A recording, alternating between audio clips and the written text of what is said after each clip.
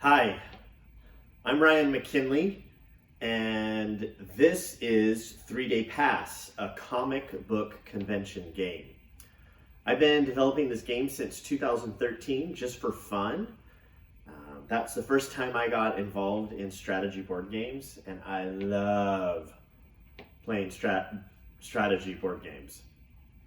And I was very intrigued by the opportunity to mechanize basically anything in the world in the form of a game.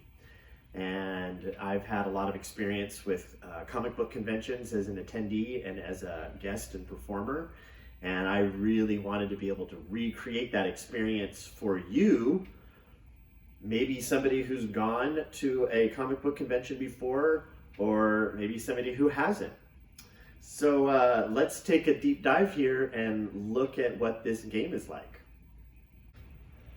So here we have 3-Day Pass set up like a little mini convention center. You have the volunteer booth, you have the special announcement booth, you have the dealer room. Here you have your hotel room. Over here you have costume cards so that when you go back to your hotel room, you can build and work on your costume that takes place at the end of the 3-day convention in the form of the comic book convention costume contest. You have a game room. You have individual room parties. Down here on the bottom, you have a way of keeping track of the rounds and moves, and then you have character cards, which describe what actions you can take on a turn, as well as keep track of your energy and sleep. Here are your brag points. You may know those as victory points. And then over here, we have money. On the top, obviously, we have instructions, and then we also have a sheet for scoring at the end of the game. So let's take a closer look at some of these. So, tracking moves. So a convention is Friday, Saturday, and Sunday. And then it's made up of 3 different times in each day: morning, afternoon, and night. So when you start the game, you're going to set that down, and you're going to take your sun indicator and you're going to place it on Friday. And you're going to take your shift indicator and you're going to place it even up on morning. Now, everybody that's playing gets 4 actions in the morning on Friday. So you can go to the dealer room and collect collectibles. You can go to the game room and play games. You can party. You can make your costume.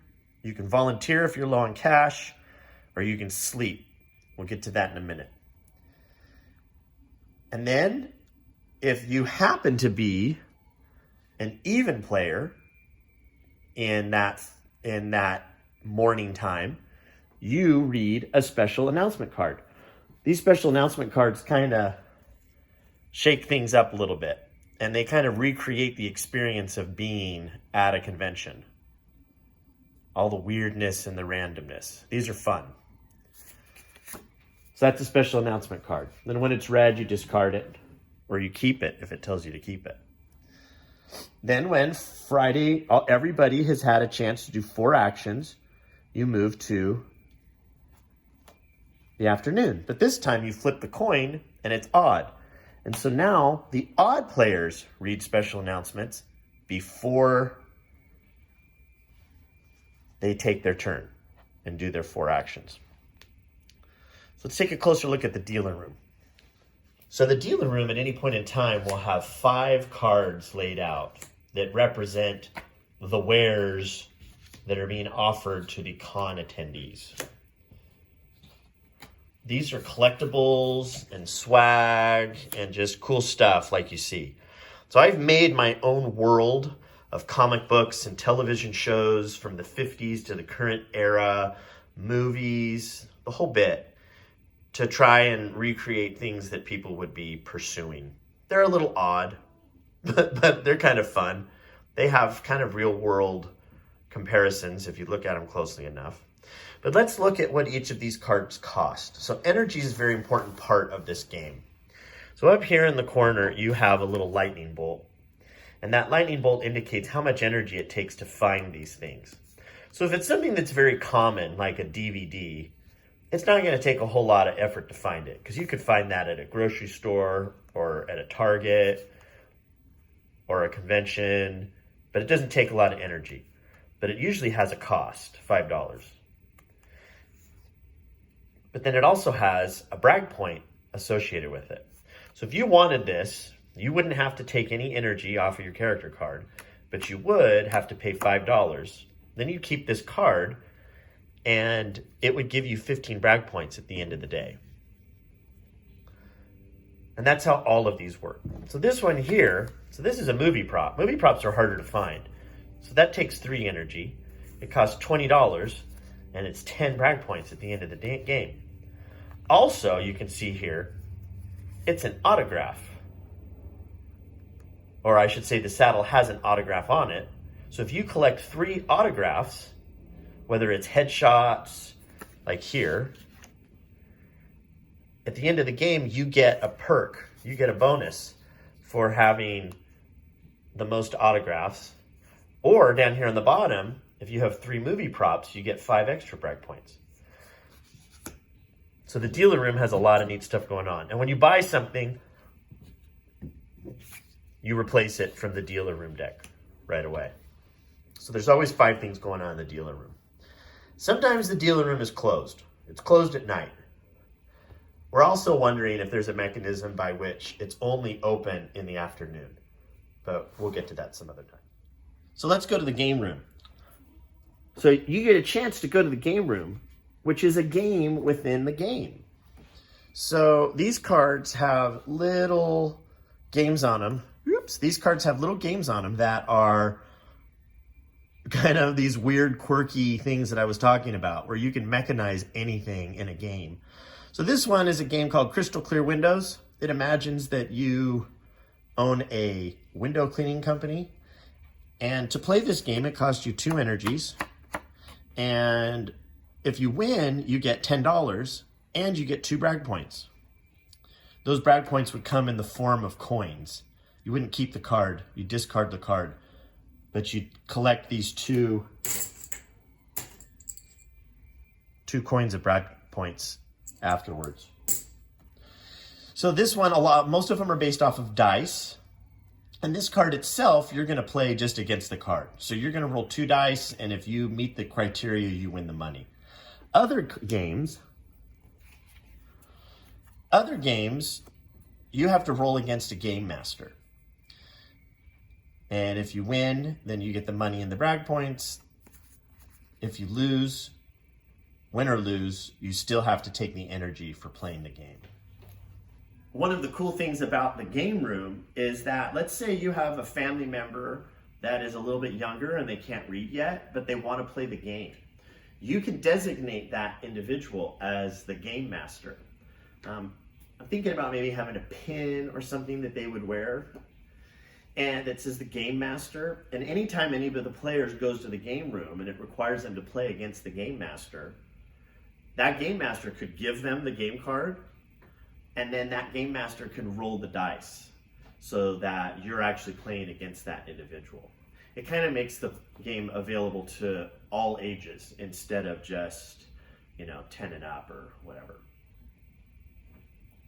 So then you also have the volunteer booth.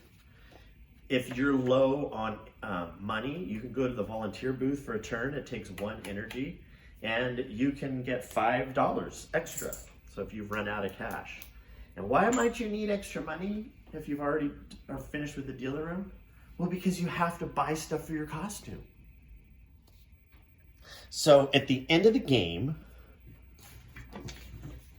when it's Sunday, and everybody has taken their 4 actions in the morning and their 4 actions in the afternoon, when it gets to the nighttime, the con shuts down, except for the costume contest. So what happens then is you have an opportunity to show the pieces that you've been working on throughout the entire game. So a costume consists of a headpiece. Each headpiece costs 2 energy to make. Well, this one costs 2 energy to make, $10 to buy, but at the costume contest, it will award you 6 points. Let's say your fedora is a screen accurate fedora. So it's got legit presentation.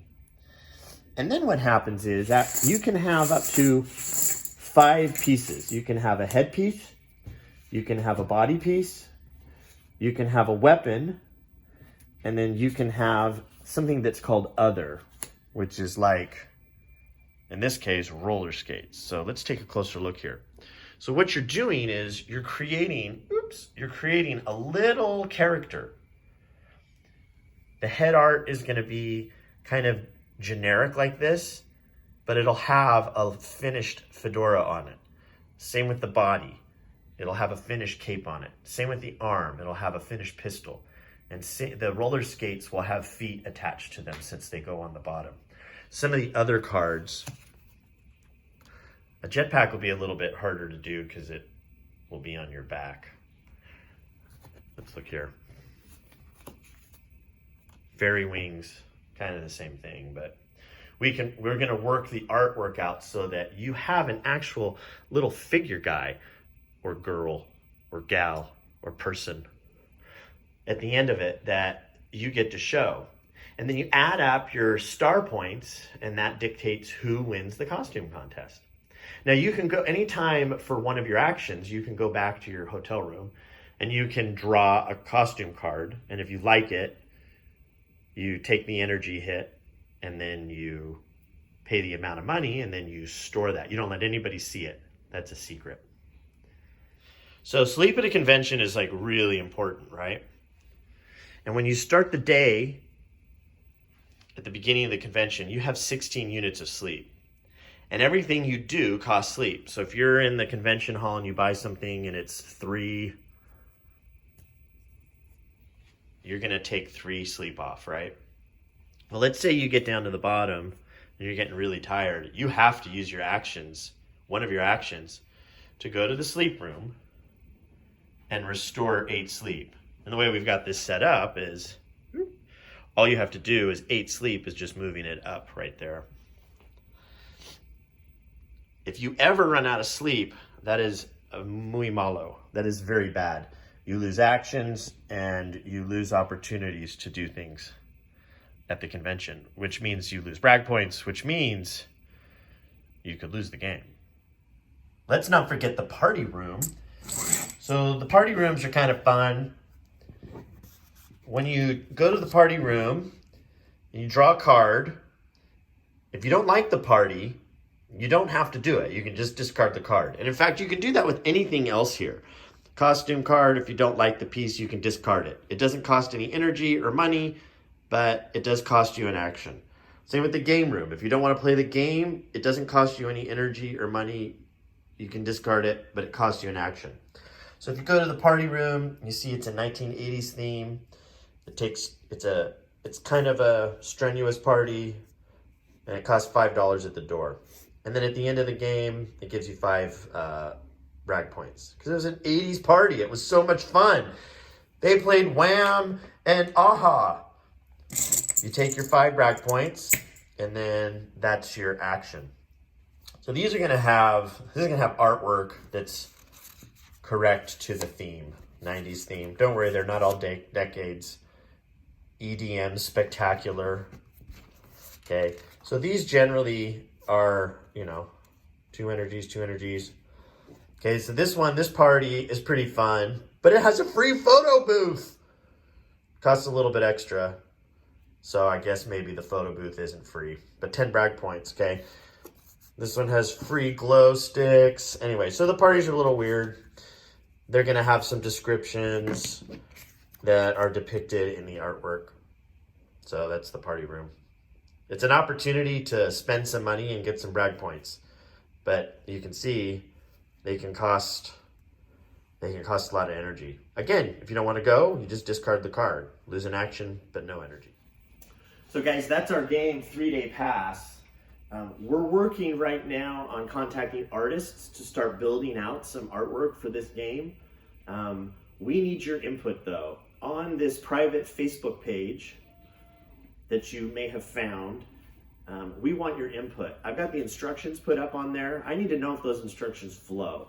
We're going to be posting artwork and card configurations, graphic design. We really need your input. So please feel free, go down to the comments. Let us know what you think about this. Is this a game you would buy? Is this a game you think your friends would buy? We need to know that before we go much farther. But I really want to make this happen in 2020. So thank you guys for your time, and enjoy the convention.